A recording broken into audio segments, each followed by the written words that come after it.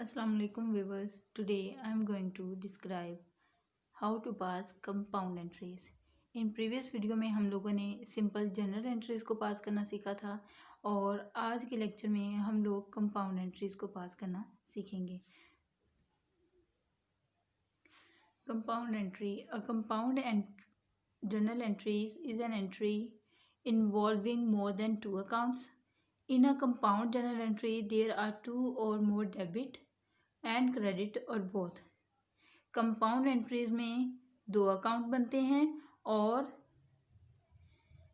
ये दो मरतबा डेबिट होता है या क्रेडिट होता है, या इसमें जो चीज़ हम लोगों ने ली, मतलब हम लोगों ने पीछे प्रीवियस वीडियो में पढ़ा था कि परचेज्ड फर्नीचर बाय कैश. तो हम लोगों ने क्या किया, फर्नीचर लिया है, वहाँ पे सिर्फ हम लोगों ने एक दफ़ा एंट्री की थी furniture account to cash account. तो यहाँ पर कंपाउंड एंट्रीज में हम लोग दो एंट्रियाँ करेंगे और वो दो मरतबा डेबिट भी हो सकता है और क्रेडिट भी हो सकता है.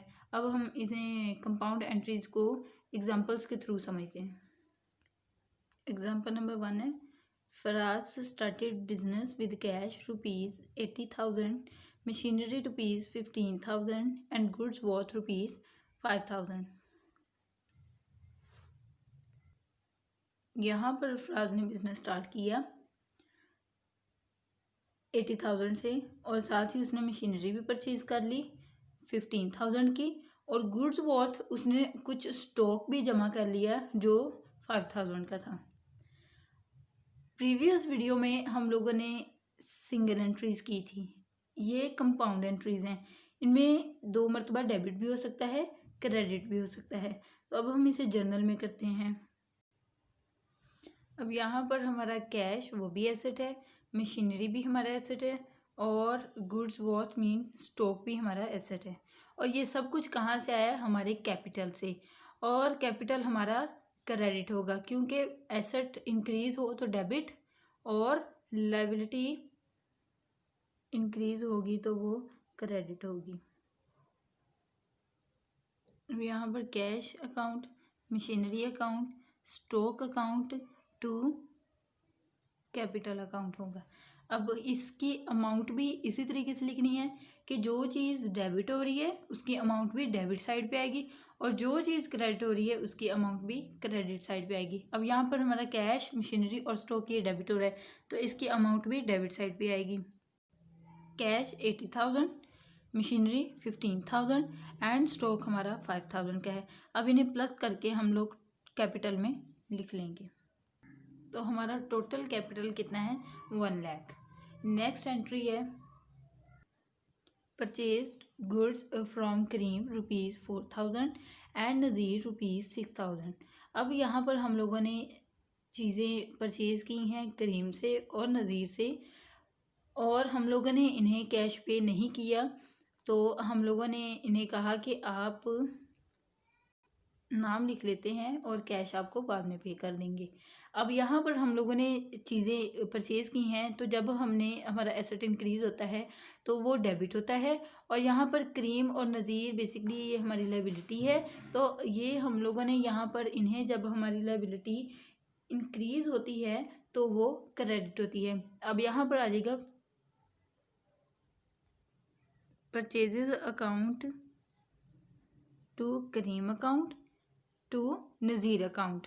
अब हम ये दो नाम हम लोगों ने अपने जर्नल में लिख लिए हैं. अब इनकी अमाउंट भी ऐसे ही लिखनी है. परचेजेज हमारी डेबिट साइड पे है तो अमाउंट भी डेबिट साइड पे आएगी. कितने की परचेज की हम लोगों ने ये बाद में लिखेंगे. पहले हम लोग लिखेंगे कि करीम से कितने की ली हैं और नज़ीर से कितने. करीम की हम लोगों ने ली हैं 4,000 और नज़ीर से हम लोगों ने ली हैं 6,000 की. अब इन दोनों को हम लोग ऐड करेंगे और टोटल हम लोग परचेजेस में लिख देंगे कि कितनी हम लोगों ने टोटल ली. 10,000. करीम और नज़ीर से हम लोगों ने टोटल कितने की चीज़ें ली हैं, 10,000 रुपये की. अब हम लोग नेक्स्ट एंट्री करते हैं, sold goods to Rashid ₹1,000 and Nazir ₹500. यहाँ पर हम लोगों ने चीज़ें बेची राशिद को और नज़ीर को. राशिद को हमने 1000 की सेल की और नज़ीर को हम लोगों ने 5500 की सेल की। अब ये दोनों ने कहा कि हमारा नाम लिख लो, हम लोग आपको बाद में पे कर देंगे। तो ये हमारे राशिद और नज़ीर को चीज़ें बेची तो इनसे हमारा कैश आना है, और जब कैश आता है इंक्रीज़ होता है तब वो डेबिट होता है, और जब एसेट हमारा डिक्रीज़ होता है मतलब हम लोगों ने सोल्ड की चीज़ें, वो जो एसेट होगा वो हमारा कम होगा। तो जब एसेट हमारा डिक्रीज़ होता है तब वो क्रेडिट होता है। अब यहाँ पर हमारा राशिद और नज़ीर डेबिट होंगे, राशिद और नज़ीर डेबिट हो जाएंगे, और क्रेडिट क्या होगा, टू सेल्स अकाउंट।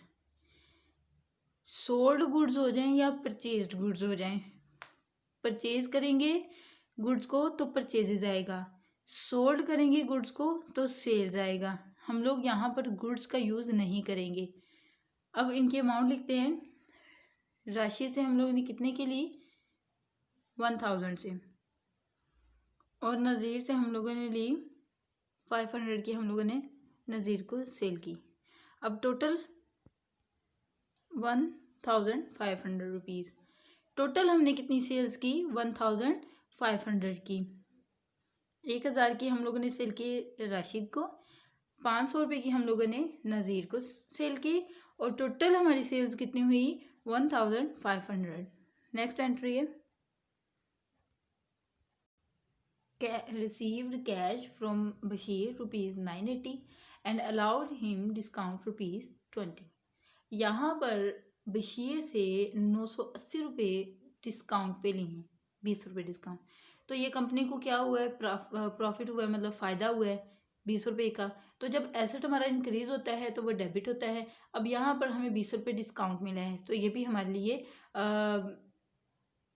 ये भी एसेट को इंक्रीज करता है। तो यहाँ पर आ जाएगा कैश के साथ कैश अकाउंट, डिस्काउंट अकाउंट। तो किससे लिया डिस्काउंट, बशीर से। बशीर हमारी लायबिलिटी है, जब लायबिलिटी हमारी इंक्रीज होती है तो वो क्रेडिट होती है। तो बशीर यहाँ पर क्या होगा, यहाँ पर क्रेडिट होगा टू बशीर अकाउंट। अब अमाउंट भी इनकी ऐसे लिख लेनी है। टोटल कैश कितना था, 980 एंड डिस्काउंट कितना है 20, 980 एंड 20, और टोटल कितना बशीर से उसने रिसीव किया 980 और 20 का डिस्काउंट, तो टोटल कितनी अमाउंट थी 1000।